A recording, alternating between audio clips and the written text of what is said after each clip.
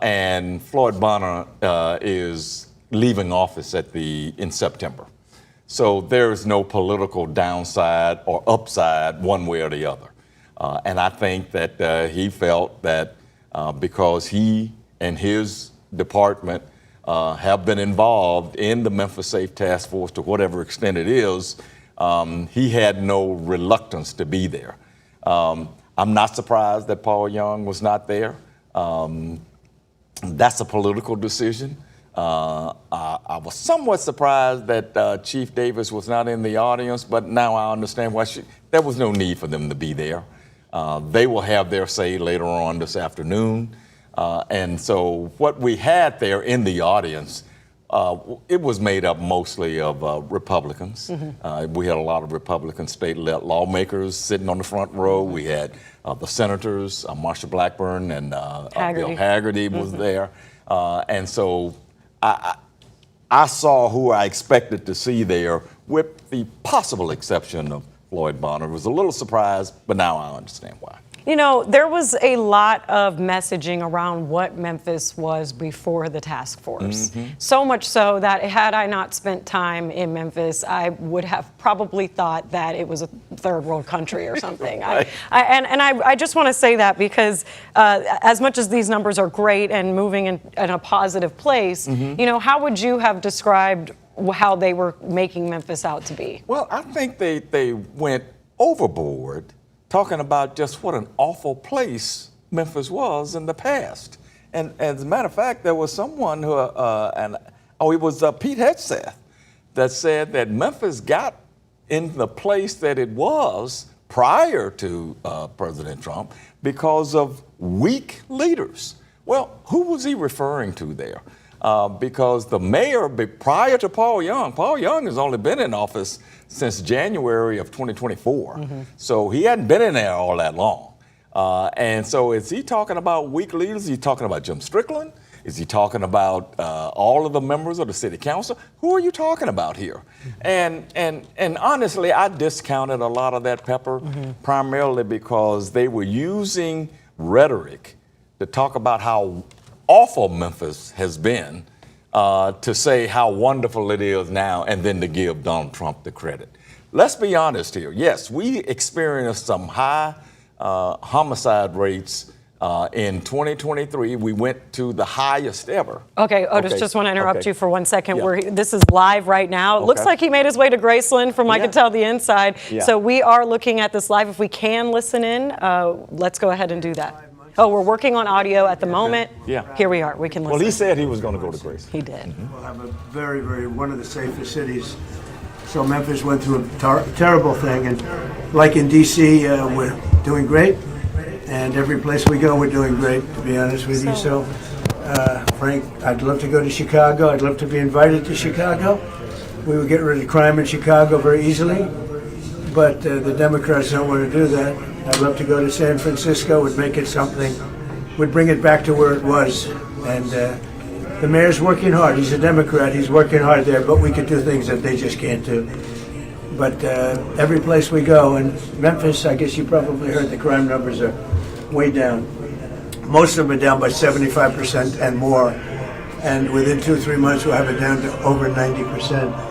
So you have to be happy. Elvis would be very happy about that, right? Everyone loves Elvis. I love Elvis.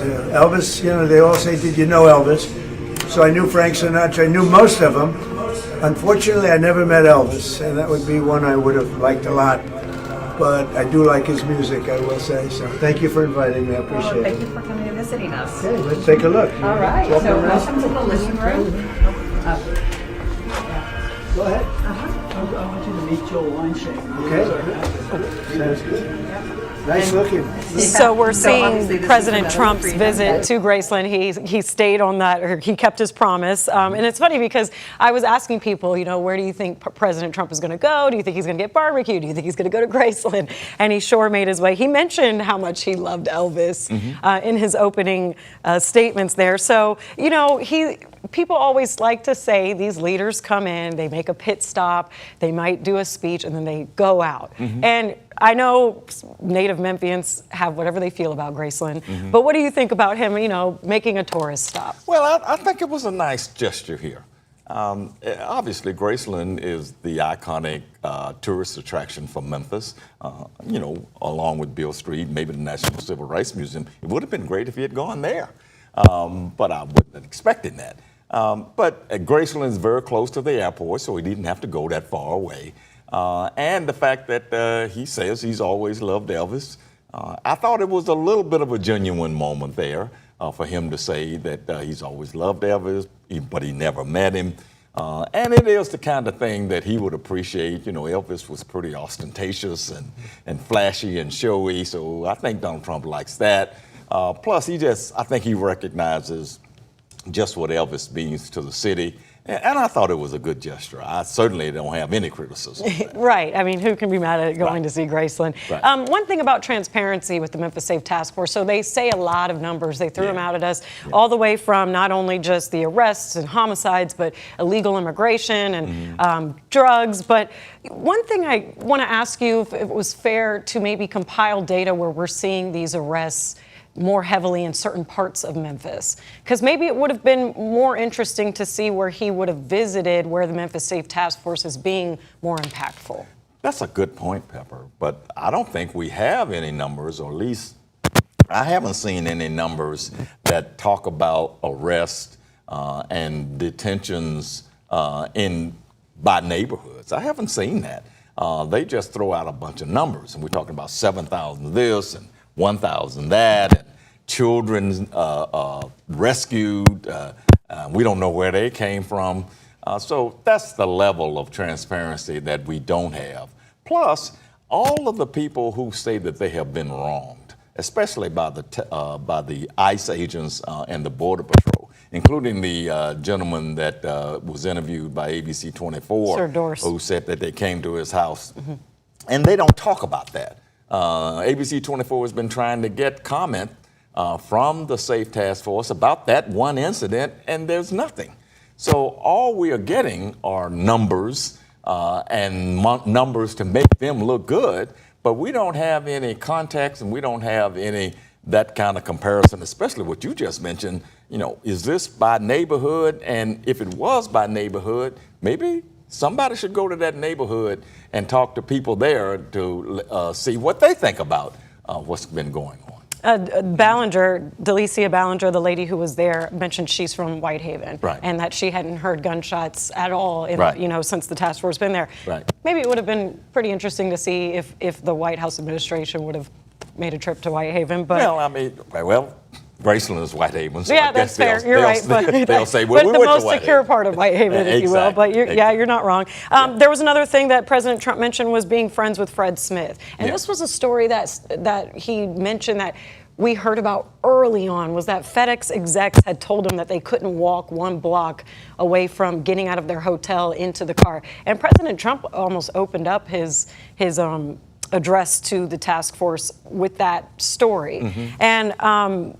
That even when they got in the Uber or their car, that the car was robbed. While it just kind of seemed pretty odd, but also maybe a very real experience there. But he brought that back up, and I just thought that was an interesting place to start. Oh, I think so. Well, of course, Fred Smith is one of the most well-known businessmen in the world, who passed away last year, and so I'm not surprised to see that.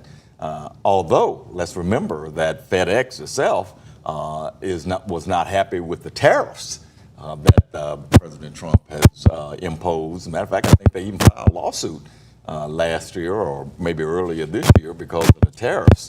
So to say that the Fred Smith and FedEx are big supporters of Trump, that's not a blanket support.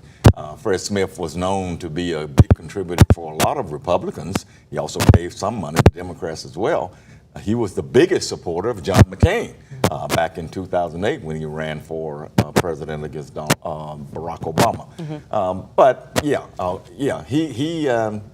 The president liked Fred Smith. Fred Smith tolerated him. But the fact is that FedEx itself has not been all that happy with a lot of the tariffs. Okay, well, that's a fair point there as well.